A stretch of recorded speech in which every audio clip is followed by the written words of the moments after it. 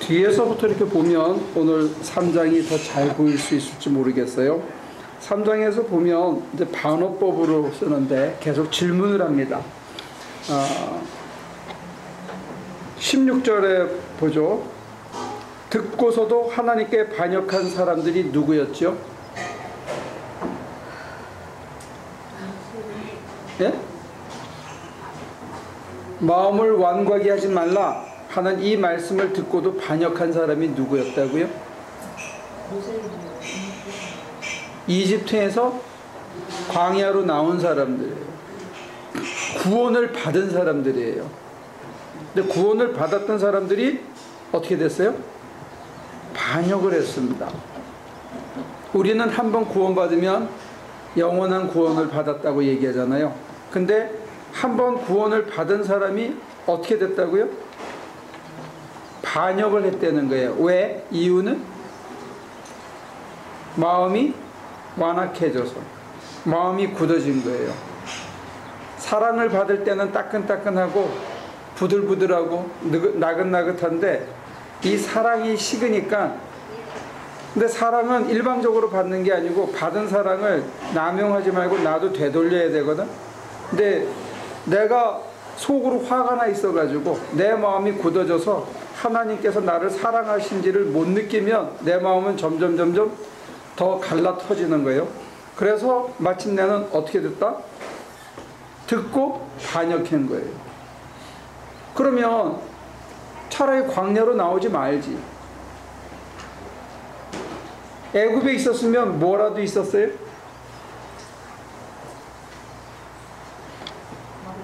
먹을 것 중에 뭐라 그랬죠? 이스라엘 사람들은 그 먹을 것을 뭐라고 표현했죠? 아니, 떡반죽 그릇과 고기 까마라고 그래요.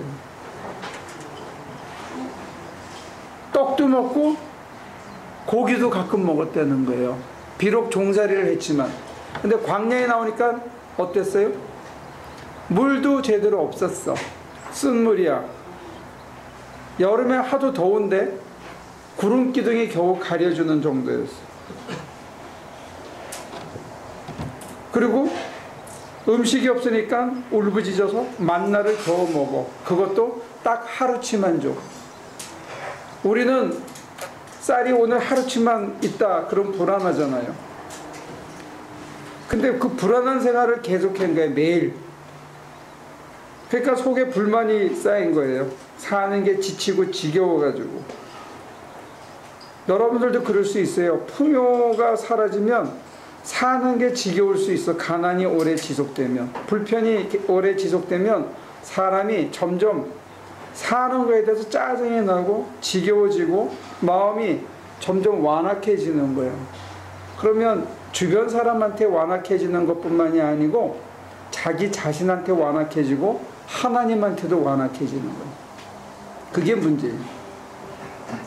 생활에 사람들이 연연하다가 보면 사는데 지치게 되면 사람의 마음이 굳어진다 이게요. 굳어지면 이게 내가 가장 사랑하는 사람한테 악하게 대하게 돼. 내가 가장 사랑하는 사람한테 위해주고 부들부들하게 해야 되는데 딱딱하게 말이 거칠게 나온다. 그러면 사실은 우리는 다 잃은 거예요. 사랑하는 관계도 잊어버리고 자기의 인품도 잊어버리고 사는 거에 대한 감사도 잊어버리고 하루 먹는 게 얼마나 소중한지도 잃어버리고, 이게 사는 거에 지치면 사람들이 완악해지더라는 거예요. 근데 완악해진 결과가 뭐냐 했을 때 하나님을 향해서 등을 돌리는 거예요. 믿고 따라 나왔거든, 광야까지. 다른 거 아니라 약속 하나만 믿고 따라 나왔는데 살다가 지치니까 이제는 그게 흔들리고 하나님한테 대해서 패역한 말을 하게 되고 원망하게 되고 하나님이 해주신 거는 잊어버리고 오늘이 힘든 거예요. 그래서 하나님께서 그렇게 달래고 그렇게 용서하고 그렇게 했는데 17절에 보면 어떻게 했어요?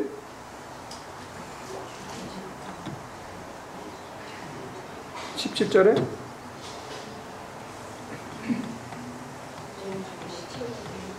하나님께서 40년 동안 진노하셨습니다. 누구한테? 사랑하여 선택한 자들. 사랑받고 선택받아서 광야로 나왔는데, 해방받아 나왔는데 사는 데 지쳐가지고 짜증내고 불평하고 힘들어하고 마음이 딱딱해지고 두려워하다가 보니까 나중엔 하나님한테 패역하고 나중엔 어떻게 되느냐? 하나님이 아무리 얘기해도 안 믿으니까 진노하기 시작합니다. 그러니까 이게 사실 그래요. 누구하고 싸우냐? 가까운 사람하고 싸우잖아요. 길 가다가 부딪힌 거 외에는 누구하고 제일 부딪히냐면 자기가 사랑하고 자기랑 제일 가까운 사람하고 이게 부딪히거든요. 그러니까 하나님한테도 네? 그래요. 가까이 하기엔 너무 먼 당신이 좋은 거예요. 약간의 그 리스펙트 존이 있어야 돼. 근데 이게 마음에 여유가 있어서 남이 콱 치면 이렇게 만화 영화 같은 데 보면 이렇게 쑥 들어갔다가 다시 나가면 조금 있다가 범퍼가 다시 이렇게 제자리 잡듯이 우리 마음이 그렇게 하면 상처가 안 날 것 같아요. 근데 우리는 이렇게 있다가 누가 푹 찌르면 피를 출출 흘리고 있다가 마음이 딱딱하니까 돌로 치면 이게 바스러지는 것 같아요. 강화 유리처럼. 그러니까 이게 서로 상처받는 거예요. 근데 누구한테 상처받느냐? 가장 사랑하는 사람한테 상처를 받고. 이게 참 모순인 것 같아요. 가장 사랑하는 사람을 상처 주고 사랑하는 사람에게 상처받고 날 위해 자기 몸 버리신 예수의 마음을 아프게 하고 그가 또 나한테 화를 내고 견책해서 나를 바로잡으려고 사랑의 매력 나를 끌어가시니까 이게 참 묘한 관계야. 그래서 하나님께서 구약에 보면 화도 내시고 후회도 하시고 야단도 치시고 돌이키시기도 하는데 신약에 오게 되면 예수님은 그 모든 아픔을 자기가 다 짊어져 피를 철철 흘리면서 참아내셔 인내하시는 분으로 이게 모습이 바뀌고 있는 것 같아요. 근데 지금 히브리서는 두 가지를 다 보여주고 있어요. 일단은 하나님이 어떻게 하셨다? 진노하셨다. 누구한테? 자기가 가장 사랑하는 사람, 가장 사랑해서 송사리면서 울부짖는 모습이 안타까워서 건져낸 바로 그 사람들에게 하나님께서 진노할 수밖에 없었다는 거예요. 그래서 그들에게 가나안 땅을 줄 수가 없었어. 왜? 그 심장 가지고 살다 보면 후손들을 다 망칠 거니까. 그래서 기다려 주셨어. 그래서 구약의 역사에 그 비유긴 하겠지만 역사에 보면 딱 두 사람만 들어가죠. 애굽에서 나온 사람 중에는 누구만 들어간다? 갈렙하고 여호수아만 들어가고 나머지는 다 광야에서 태어난 사람들만 이제 들어가게 새로운 가능성을 열어주고. 그러니까 진노와 새로운 가능성 사이에 간격이 있어요. 그래서 17절에 보면 죄를 짓고 시체가 되어서 광야에 쓰러진 사람들, 그 사람들이 누구라고요? 선택받고 사랑받아서 애굽의 종살이로부터 구원받았던 사람들이 다 광야에서 쓰러졌다는 거예요. 그 이유가 뭐다? 아까 16절에서 15절에서 뭐라 그랬어요? 선택받고 사랑받아서 해방을 맛봤는데 그 사람들이 광야 생활을 하는 동안에 마음이 어떻게 져서? 완악해져서 결국은 진노를 받아 다 시체가 되었다. 그러면 신앙생활에 있어서 뭘 제일 조심해야 되겠다? 히브리서가 강조하는 건 뭐죠? 마음이? 에? 마음이? 야들야들 해야 된다. 마음이 완악해진 거를 볼 수 있는 게 쉽게 볼 수 있는 게 뭐냐면 여러분들 가끔 얼굴을 봐야 돼. 사진에 거울에 자기 얼굴을 봐서 눈꼬리가 지켜지면 이게 마음이 완악해지고 있는 증거예요. 근데 이것도 안 좋은 거잖아요. 그게 훨씬 나. 저는 마음이 안 좋아지면 이게 좀 처지고. 더 좋은 거예요. 그게 훨씬 낫죠. 이게 치켜 올라가기 시작하면 그리고 눈이 이렇게 뾰족해지고 삼각형이 되기 시작하면 마음이 딱딱해지면 누가 나한테 잘해주는 게 잘해주는 걸로 느껴지지가 않아. 그러면 관계에 금이 가는 거예요. 사람 사이가 의심이 가고 사람이 똑같이 하는 게 불평스럽고 쟤가 나를 무시하는 게 아니냐, 쟤가 나를 사람 대접을 안 하는 이럴 수가 있나 이런 게 느껴지면 내가 짐을 요만큼만 줘도 되는데 불필요한 감정의 짐을 지면 이게 더 무거워지는 거예요.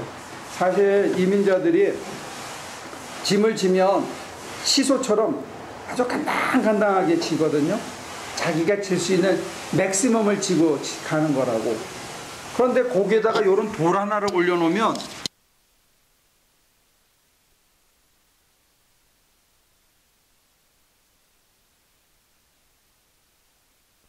힘들게 이렇게 돌리거든.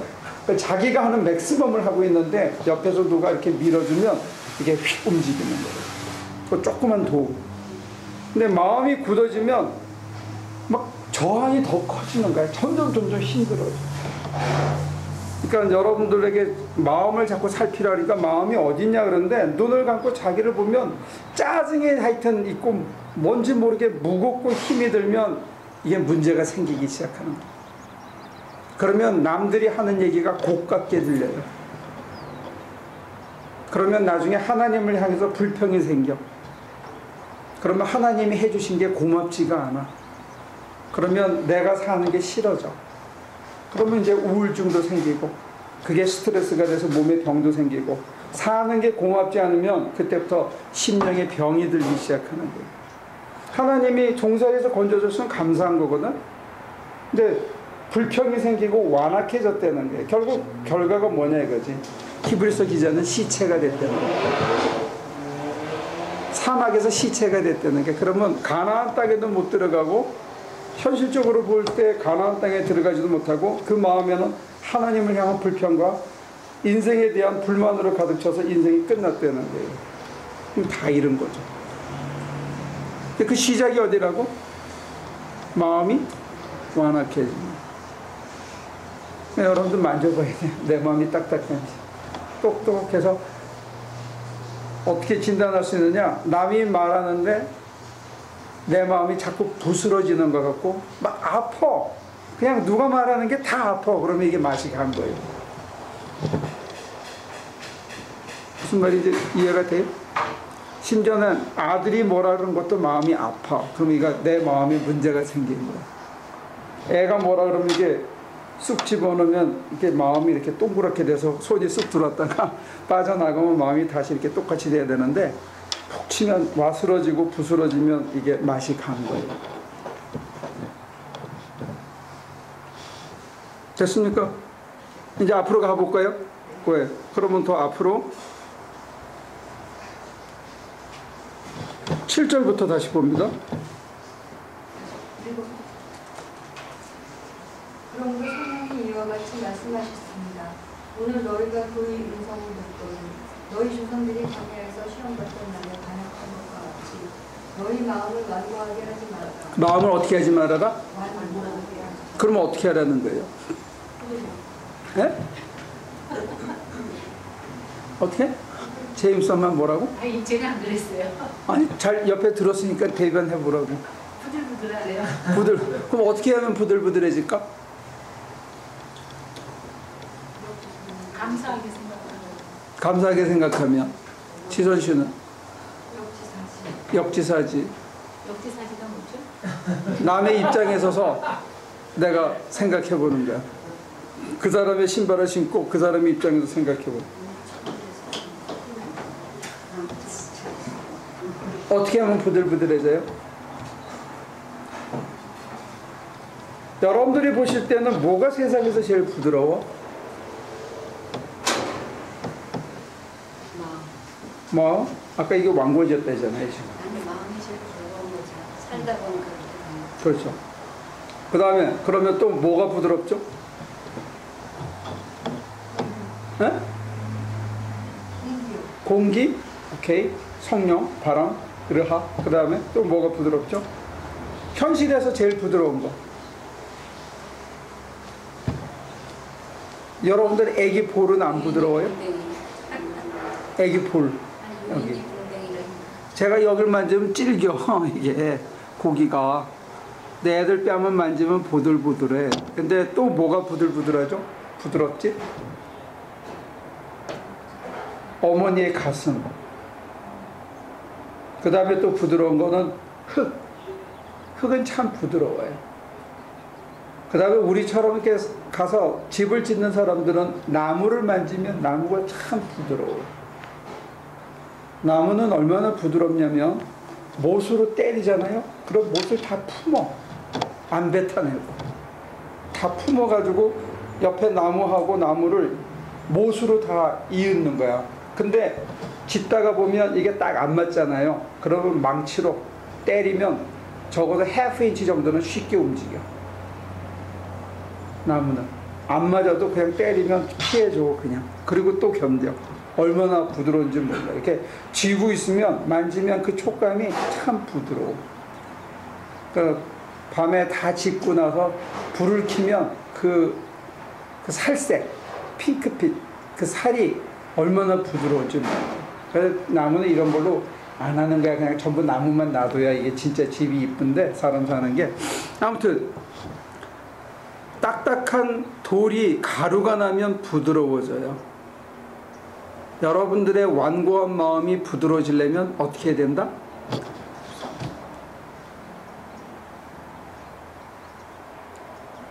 복음성가 중에는 그런 게 있었는데 부서져야 하리, 깨져야 하리.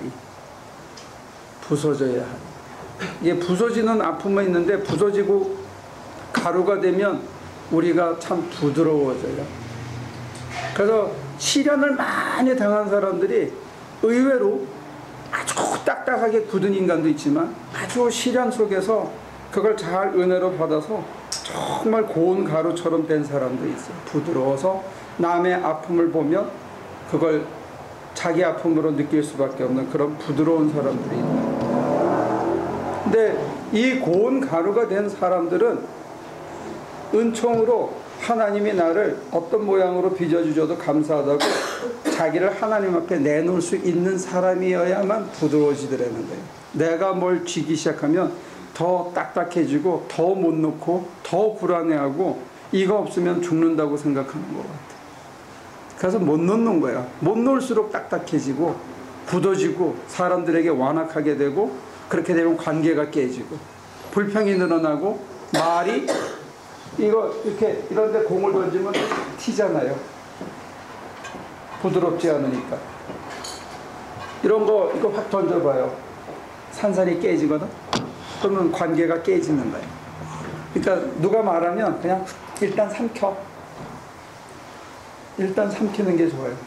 어떤 때는 저도 잘 튀지만 가능하면 뭐라 그러면 일단 그 순간에는 삼키려고 그래요. 저도 애쓰고 있어요. 바로 반응. 근데 상대편을 약간 알려주고 그 사람은 이런 길을 조금 가르쳐줘야지. 시간이 지나면 다 똑똑해서 알아. 그때 안 가르쳐줘도. 그때 가르쳐주면 쌈질만 하지. 언성만 상하고 자기의 본뜻은 전달이 안 되고 서로가 서로에게 불편한 감정만 생기는 거야. 세월이 지나면서 느끼는 건 그래요. 그래서 부드러움은 그런 건 아니에요. 부드러움은 삼키고 그것을 전혀 개의치 않고 자기 일을 가는 모습이 사람들이 바보가 아니기 때문에 두 번, 세 번 반복하면서 아, 그 품성이 옳다는 것을 받아들이죠. 그래서 바울은 사랑은 뭐냐 했을 때 오래 참음이라는 걸 제일 먼저 얘기해요. 그게 사랑이라는 게 우리는 달짝지근하고 자꾸 보고 싶은 걸 사랑이라는데 바울 선생님이 얘기하는 기독교의 사랑은 뭐냐면 오래 참는 거예요. 누가 뭐라 그래도 계속 참어. 그러면 언젠가는 아는 날이 온다. 안 알아줘도 괜찮고 나는 그걸 그냥 꿀떡 삼키고 흘려보낼 수 있는 사람으로 변하면 나는 편하다. 타협하라는 얘기는 아니에요. 비굴해지라는 얘기도 아니고 그냥 주님의 이름으로 참고 견디는 거예요. 근데 내 마음에 가시가 박혀가지고 이게 해결이 안 날 때 주님 앞에 가서 주님이 나를 갈아주기를, 내 마음에 이게 딱딱하게 굳어지지 않고 열어놓으면 주님이 뽑아주시고 내 마음 어루만져서 부들부들하게 가루를 내주신다. 사실은 여러분들이 그런 체험이 필요할 거예요. 주님이 내 가슴을 어루만져 주시니, 그래서 내 속에 박혔던 돌들이 이렇게 녹아져서 가루가 되는, 그래서 내 마음이 다시 부드러워져서 뭐든지 덮어주고 뭐든지 삼키고 뭐든지 바랄 수 있는 사람으로 그 순간에 변화되는 거예요. 물론 며칠 지나면 또 생겨, 살다가 보면. 근데 그럴 때마다 이제 어떻게 하는지를 아니까. 내 사람이 변했으니까 또 주님 앞에 또 나가서 주님이 내 마음을 만져주기를 또 바라는 거예요. 그러면서 내 마음이 변하고 부드러워지는 것뿐만이 아니라 한 가지 더 중요한 게 있어요. 그게 뭐냐면 내 마음이 아플 때마다 나는 누구를 찾아갈 수 있다? 신부님? 아니면 누굴 찾아가요? 주님 앞에 나가는 거예요. 혼자 조용히 가서 주님한테 내 마음을 쏟아놓으라. 늘 은밀히 보시는 주님께서 우리를 이렇게 부드럽게 다시 마음을 만들어줍니다. 그러면 내 마음이 부드러워지는 만큼 더욱 소중한 건 뭐냐면 내게 늘 그렇게 해주는, 내 마음을 알아주는 분이 나한테는 있다는 거죠. 누구도 대신할 수 없고 누구도 빼앗아갈 수 없는 가장 소중한 분이 나한테는 있지. 그런 사랑의 관계가 형성된다는 게 굉장히 소중해요. 근데 사람들이 이걸 다 까내놓지 못하는 것 같아요. 근데 제 경험으로 보면 왜 까내놓지 못하냐면 제 속에 뭐가 한 가지 더 있어. 이것만은 내 맘대로 하고 싶은 거예요. 이거는 내가 주님한테 드릴 수가 없는 게 이 속에 하나 있어. 많은 사람들이 이게 돈이고, 많은 사람들이 이게 자식이고, 많은 사람들이 자기 꿈이고, 이런 것들이 한 가지씩 다 있어가지고 주님이 내 마음을 다 이렇게 갈아서 고운 가루로 만들게 하기를 내가 허락하질 않아. 이렇게 감추고. 그러니까 하나님하고 우리 사이에 진정한 관계가 서질 않는 거죠. 그러니까 참 주님은 분하실지도 모르겠어. 자기는 다 줬는데 우리는 안 주는 거야. 버티고. 됐습니까? 그러니까 왜 우리가 어디서부터 완악해지는지 알겠죠? 감추는 거 이거 나쁜 거예요. 주님 말고 뭔가를 더 붙들고 있는 거 이거 자기한테 손해예요. 주님 앞에서는 감출 수가 없잖아요. 다 아시는 분인데. 다 아는데 나는 이렇게 하고 이거는 못 내놓고 붙들고 있죠. 인간은 감추면 잘 속죠. 주님 앞에서는 아무도 감출 수가 없잖아요. 그분이 이미 다 알고 있어요. 다 알고 있는데 주님이 인정을 해주시는 것 같아. 그게 사람을 미치게 하는 거예요. 내 손으로 자발적으로 내려놓기 전까지는 그걸 강탈하지는 않으시는 것 같아. 그거를 피를 토하면서 기다려주시는 것 같아. 그러니까 우리가 흔히 그런 얘기들 하잖아요. 그죠? 강권적으로 역사해 주세요. 하나님께서. 근데 안 하시는 것 같아. 우리 감리교에서는 강권적으로 역사하라는 얘기 잘 안 써요. 왜냐하면 유기적이라고 그러기 때문에. 우리 몫이 있거든. 내가 가슴을 열고 그분이 내게 다가오기를 기다려야 되는 몫이 있어요. 그래서 마음이 딱딱해집니다. 자, 그 이유 중에 하나가 10절 11절에 있는데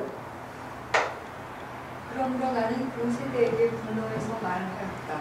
그들은 언제나 마음이 미혹되어서 내 길을 알지 못하였다. 내가 진노하여 맹세한 대로 그들은 결코 내 안식에 들어오지 못할 것이다. 완악해지는 이유가 그 앞에 마음이 어떻게 됐다? 미혹된다는 게 뭐죠? 네? 다른 데 마음을 끄고.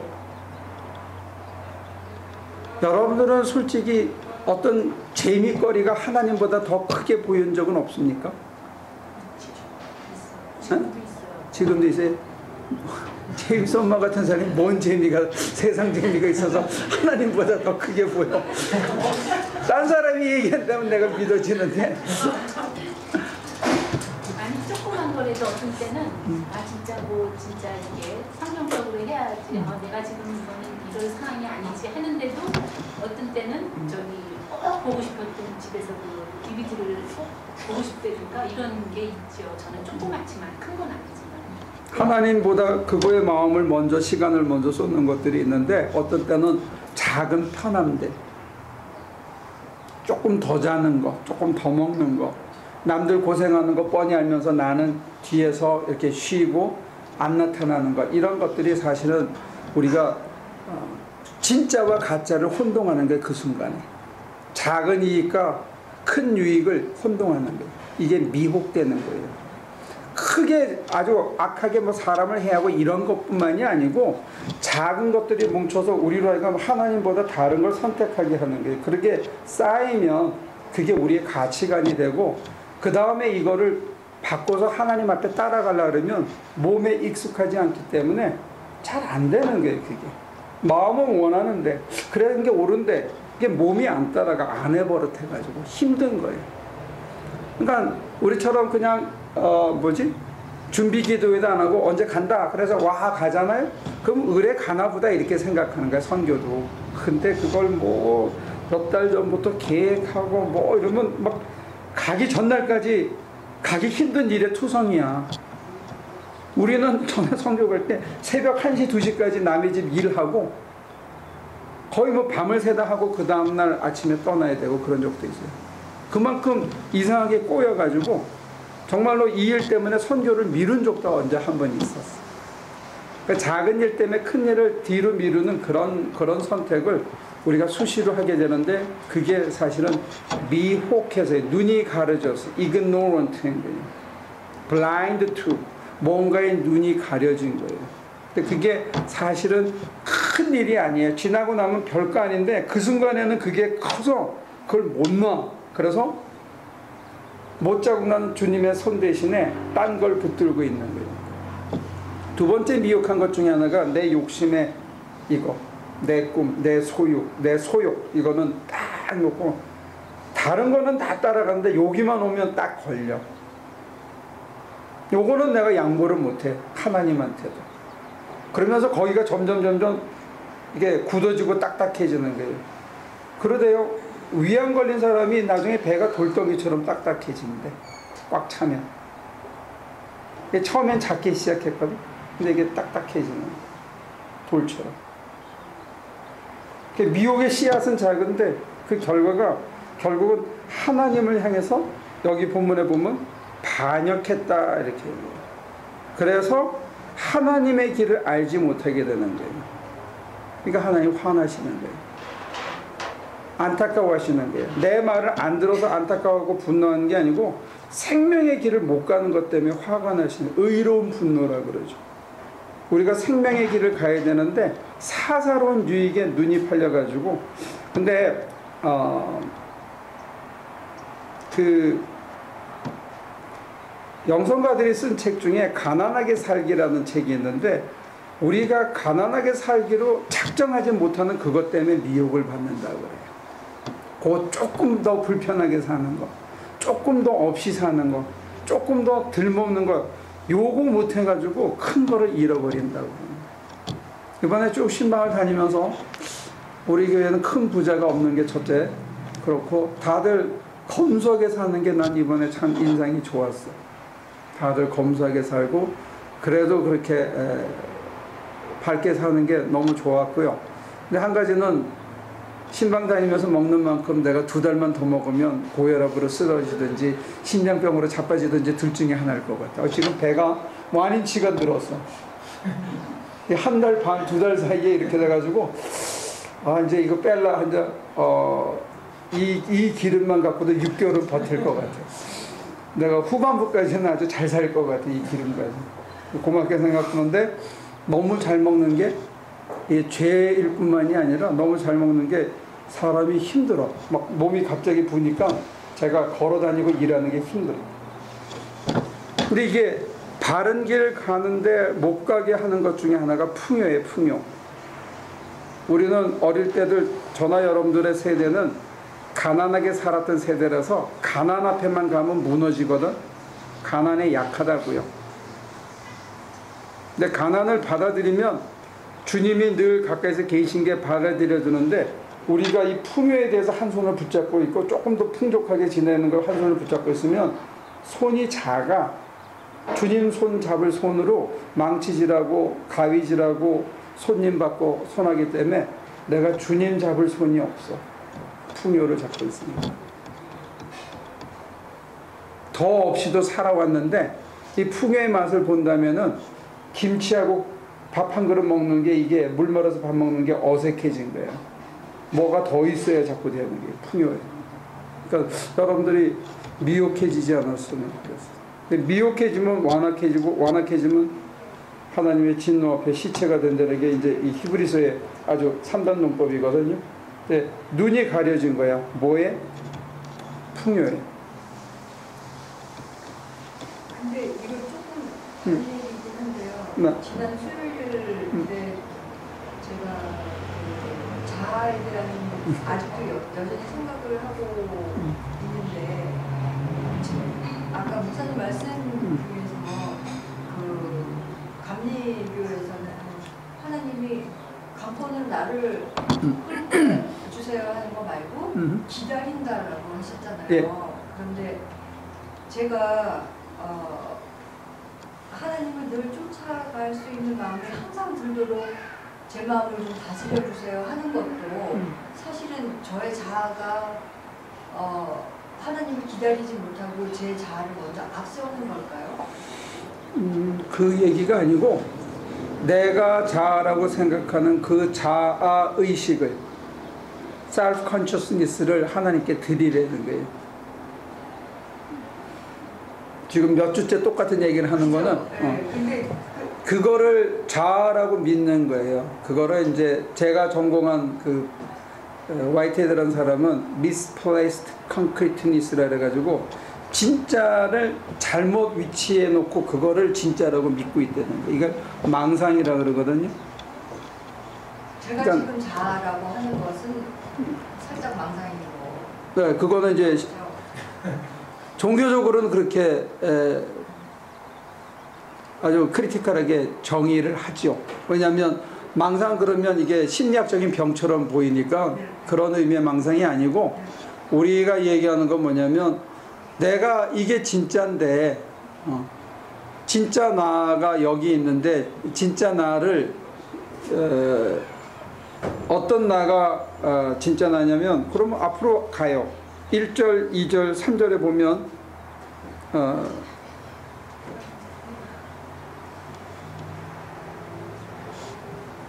다시 한번 봅시다. 1절, 2절, 3절, 4절 보면서 다시 설명할게요. 그러므로 하늘의 부르심을 받은 거룩한 형제자매 여러분, 우리가 고백하는 신앙의 사도요 대제사장이신 예수를 깊이 생각하십시오. 이 예수는 모세가 하나님을 온 집안에 성실했던 것과 같이 자기를 세우신 분께 성실하셨습니다. 네. 집을 지은 사람이 집보다 더 존귀한 것과 같이 예수는 모세보다 더 큰 영광을 누리기에 합당한 분이십니다. 그래서 그 다음에 어떠한 집이든지 어떤 사람이 짓습니다. 그러나 모든 것을 지으신 분은 하나님이십니다. 오케이. 모세는 하나님께서 장차 말씀하시려는 것을 증언하기 위한 일꾼으로서 하나님의 온 집안 사람에게 성실하였습니다. 그러나 그리스도는 아들로서 하나님의 집안 사람을 성실하게 돌보셨습니다. 우리가 그 소망에 대하여 확신과 자부심을 지니고 있으며 우리는 하나님의 집안 사람입니다. 하나님의 집안 사람들은 하나님이 지으시고 하나님이 지으신 그 생명 안에 하나님이 함께 거하시고 그리고 그 하나님의 사람을 돌보는 일을 하는 사람이 자아거든요. 그러니까 제가 지금 생각해보면 그 심리학적인 자아와 이 신앙에서 얘기하는 자아를 제가 지금 혼돈하고 있나 봐요. 신앙이 얘기하는 자아는 하나님이 나를 지었어. 그 안에 하나님이 계셔야 돼. 그리고 하나님이 계셔서 하나님의 사람들을 돌보는 사명자의 삶을 살아. 그게 자아예요. 그렇게 안 살면 망상이 되는 거예요. 그건 자아가 아닌데 그걸 자꾸 우리는 자아라고 생각하는 거예요. 자아 상실된 상태로 살면서 왜 나밖에 모르고 내 새끼 하나 돌보는 게 다라고 이 현실에서 먹고 사는 게 전부라고 생각하는 걸 자아라고 생각하고 살면 자기를 잃어버리고 사는 거라는 거죠. 이 자아를 내 새끼 하나, 나 하나, 내 가정 하나 설보고 사는 걸 전부라고 생각하는 이 나를 놓아야만 내 안에 하나님이 늘 계셔서 하나님과 더불어 살며 하나님의 백성들을 돌보는 일을 하며 살 수가 있다는 게, 이게 성실한 삶이에요. 그 삶을 살지 않으면 미혹해져. 어떻게 미혹해지느냐? 이게 다라고, 눈에 보이는 게 다라고 생각하고 세상 풍조가 다라고 생각해. 세상 사람들이랑 전혀 다르지 않아. 교회 바깥에만 나가면 세상 사람들이랑 사는 거랑 똑같이 살면서 그걸 자아라고 생각해. 근데 우리 기독교인의 입장에서 보면 그거는 자아를 잃어버린 거란 말이에요. 그걸 옛사람이라고 불러요. 세상 사람들이랑 똑같이. 그러니까 출애굽을 해가지고 광야에 나와서도 출애굽하기 전에 애굽의 가치관으로 살아. 그래서 다 죽었어. 그래서 가나안에 들어갔어, 자손들이. 근데 가나안에 들어가서 이 사람들이 조금 지나서 뭐 하냐면 바알과 아세라 산당에 가서 머리 숙이고 금송아지를 달라고 그래. 그러면서 자아를 잃어버리는 거예요. 세상 사람들이랑 똑같이. 예수님은 그렇게 안 했다는 거예요. 예수님은 자기를 지으신 분에게, 자기와 함께 하시는 분에게 성실했으며 자기에게 맡겨진 사람을 돌보는 일을 끝까지 했다는 게, 그게 인간으로서 자아로서 사는 거예요. 근데 우리는 그 일을 안 하는 거야.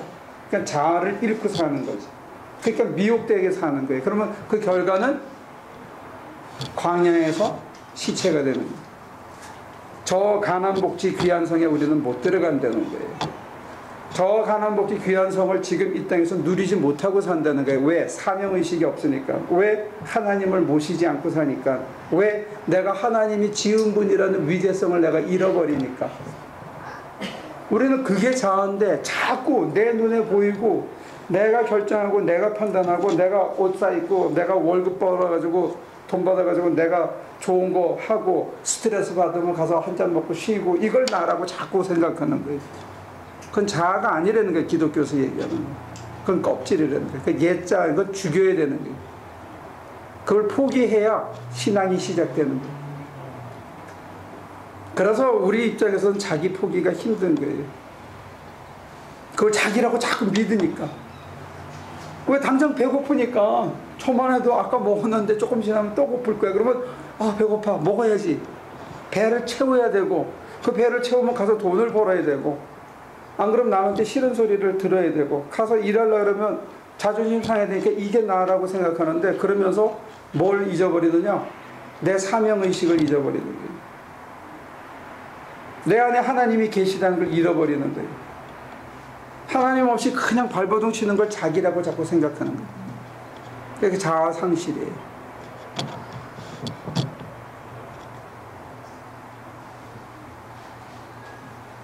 그러니까 밥값을 못하고 사는 거지.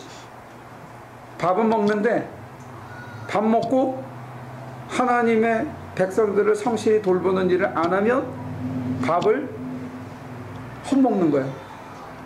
그리고 자기래. 그 웃기는 거잖아요. 그럼 세상 사람들하고 뭐가 달라? 빈 거죽에 음식물 채운 것밖에 아니죠.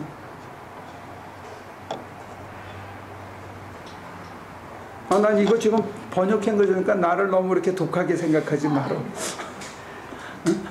지금 이게 히브리서가 얘기한 대로 지금 그걸 설명해 드린 거예요. 조금 클리어해졌어요? 네.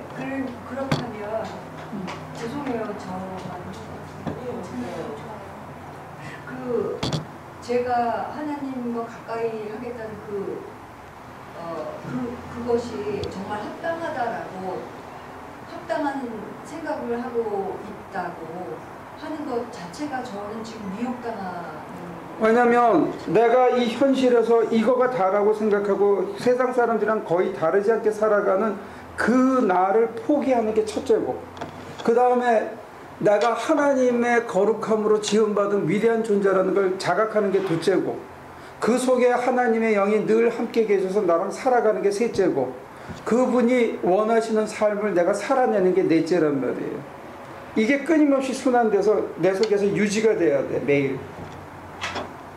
그래서 내가 왜 사냐 물어보면, 아까 웨슬리 얘기했는데 요만하게 3살 때 말 처음 띄면 그 엄마가 가리켰대요.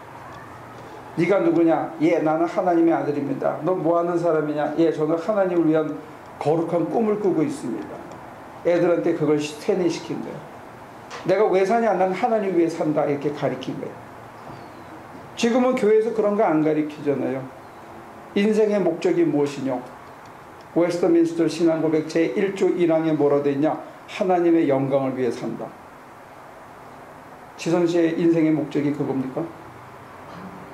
그러면 자아가 아닌 거야. 기독교식으로 얘기해. 그럼 여기 앉은 사람들이 다 자아 상실한 채 사는 거야. 내가 사는 목적이 뭐냐 했을 때 하나님의 영광을 위해 산다. 하나님을 위해 산다. 그리스도를 위해서 이제 내가 산다. 바울처럼 이젠 내가 산 것이 날 위해 자기 몸 버리신 그리스도 위해 산다 하는 그 고백이 내 속에 살아있지 않으면 자기가 아니야.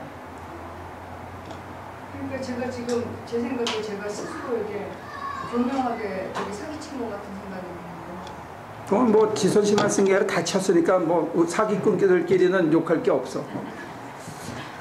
다 사기꾼이니까 그러니까 걱정하지 말고 지금부터 잘하면 돼.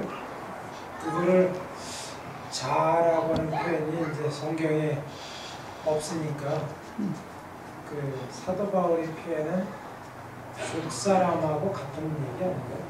뭐 겉사람은 날마다 후패하고 겉사람이 새로워져야 되는데 겉사람을 자아라고 우리가 자꾸 혼동하고 있는 거죠. 자기를 부인하고 내 십자가를 지고 따라오라 할 때 자기를 부인하는 이 자기를 자꾸 자기 나라고 생각하는데 부인해야 할 대상이지 나는 아니라는 거예요. 이게.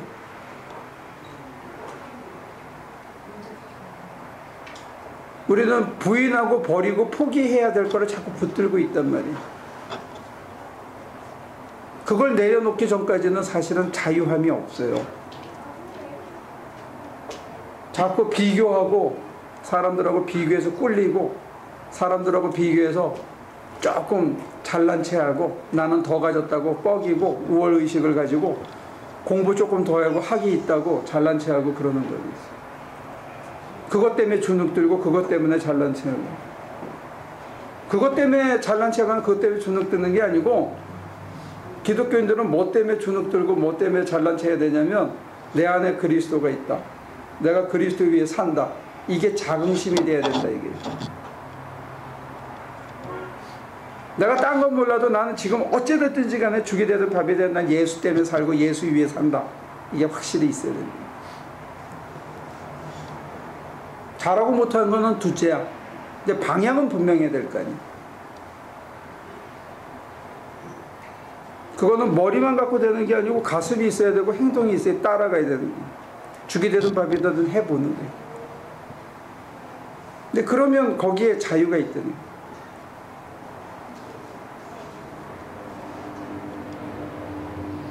성경은 클리어하고 단순해요. 그런 면에서.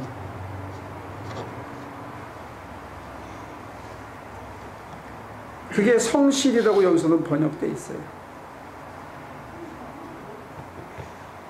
여러분들이 목표를 상실하면 아주 심하게 상실해가지고 이랬다 저랬다 하면 우리는 뭐라 그래요? 응? 아니 팔이 두 개가 있는데 하나가 부러졌어. 그래서 아주 잘라졌어. 그러면 뭐라고 그래요? 어? 핸디캡이라죠. 핸디캡. 다리가 하나 없으면 사람이 살아야 되는 생명의 목적의 의식이 있어야 되는데 그게 꺾였어. 그럼 뭐야? 영적으로는 핸디캡이야.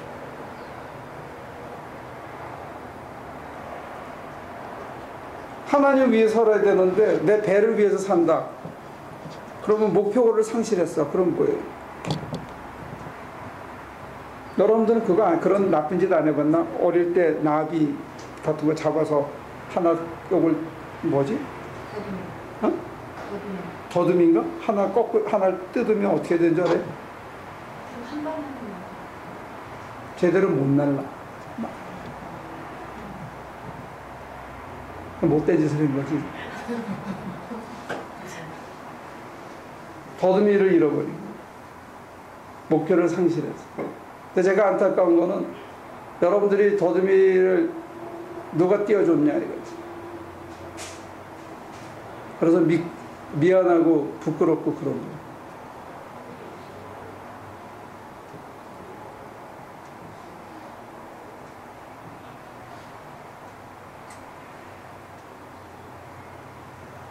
자, 그러면 하나씩 거꾸로 지서지 회복해봐요.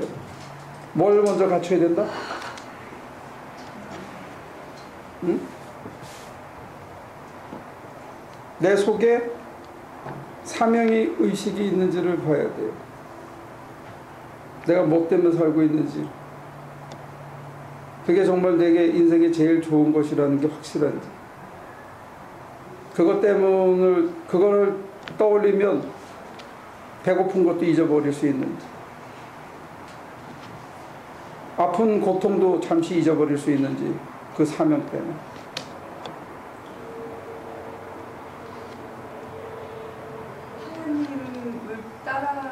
하나님만 따라가야겠다는 결단을 하기 싫은 거예요. 그 결단도 힘들고요. 그 다음에 내가 남은 인생을 남을 위해서 살아야 된다 하는 것을 내 인생으로 받아들이기도 힘들어요. 게다가 남을 위해서 살아야겠다고 내가 받아들인 다음에 그 남이 날 이용해 먹고 내 속을 삭삭 긁고 아주 얌체 같은 여성과 남성들이 내 눈앞에 깔려 있을 때 내가 도대체 이 짓을 왜 해야 되냐 하는 저항이 꽤 오래 따라다니죠. 그래서 하나님께서 우리한테 그걸 감당할 수 있도록 누구나 사랑하고 무엇도 사랑할 수 있는 사랑의 은사를 주지 않으면, 사랑의 사람으로 우리를 변화시키지 않으면 그것을 감내하기가 어렵더라는 얘기예요. 근데 만약에 감내하면 우리한테는 사랑의 은사가 남아서 쇠가 지남철이 되듯이 우리의 품성이 조금씩 변할 수 있을지 몰라요.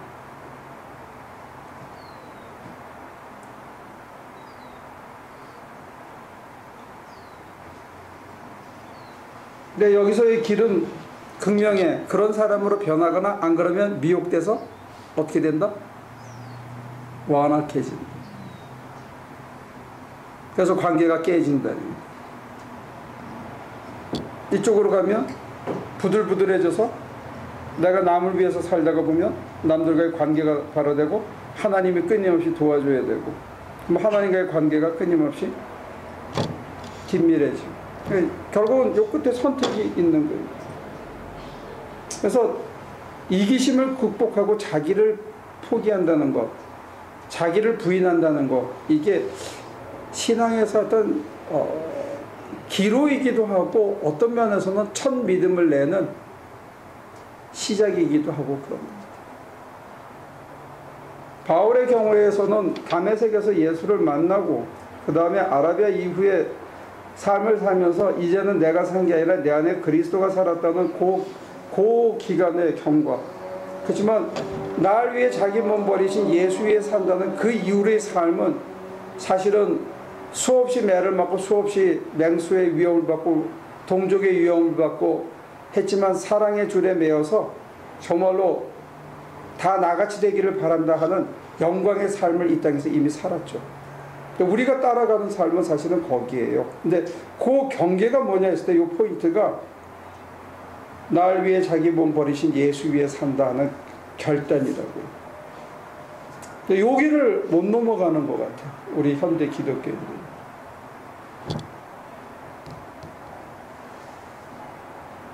다 그 전에 머물러 있는 거예요. 예수 믿고 나 구원받고 나 잘 살고 나 평안하고 병 안 들고 애들 잘 크고 좋은 학교 가고 여기에 머물러 있지, 이제 내가 그리스도를 위해 산다 하는 여기까지에서 지금 멈춰서 있다는 거예요.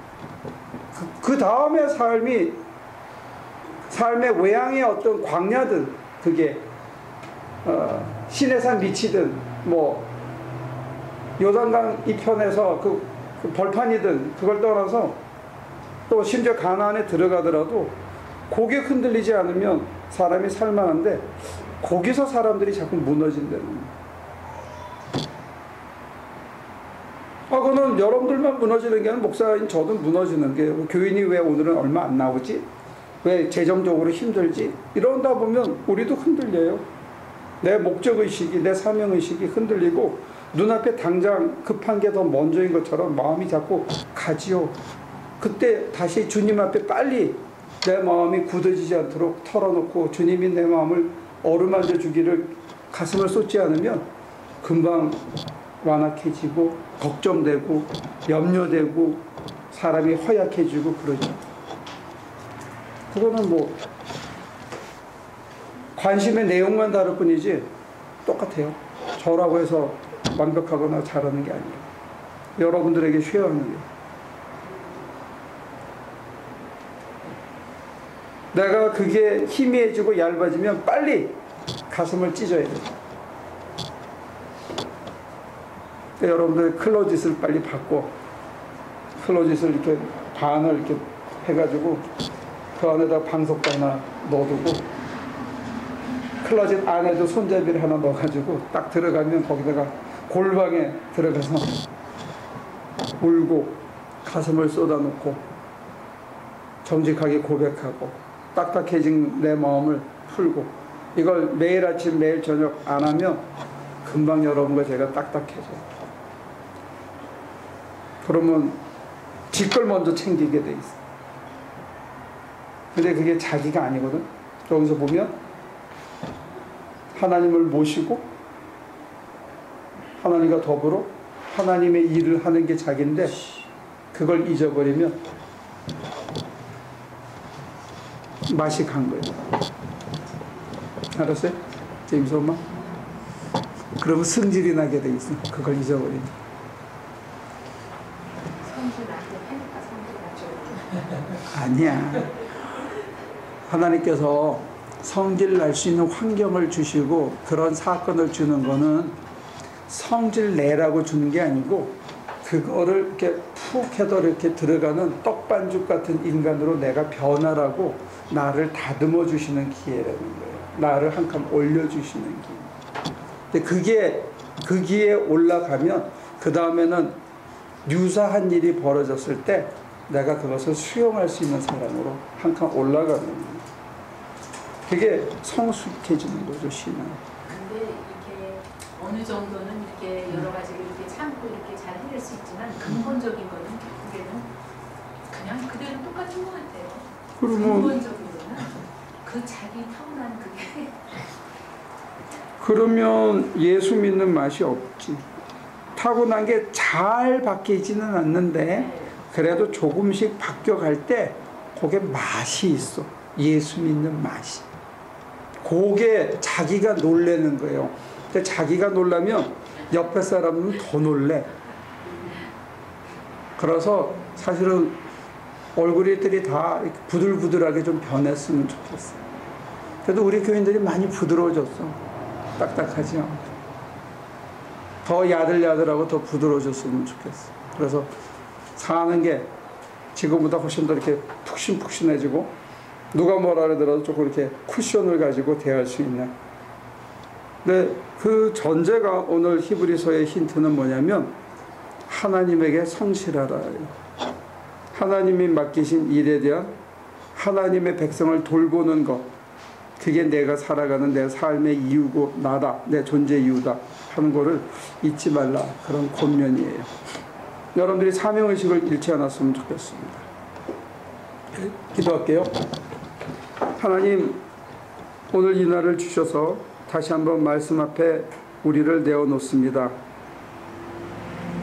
우리같이 연약하고 나 하나가 고작 아무것도 아니라고 생각했는데 우리 각자에게 하나님의 집을 돌보라는 사명을 주셨고 그 일을 함께 하도록 하나님이 늘 함께 하시며 또 그걸 위해서 우리를 빚으셨다는 것, 우리가 마음이 완악해지지 않고 또 헷갈리지 않고 그 사명 늘 바라보면서 그 촛대를 잊지 않고 초점을 맞추고 그 표대를 향해서 늘 달려갈 수 있는 저희 모두가 되게 하여 주옵소서. 우리를 택하셔서 택하신 삶의 이유에 분명하게 살아가는 저희가 되게 하시고 역경을 만날 때도 순풍을 만날 때도 한결같이 그 표대를 위해서 하나님의 영광을 위해서 사람들의 영혼을 돌보고 살피는 일을 위해서 매진할 수 있는 우리 모두가 되도록 끝까지 돌보아 주옵소서. 예수님의 이름으로 기도합니다.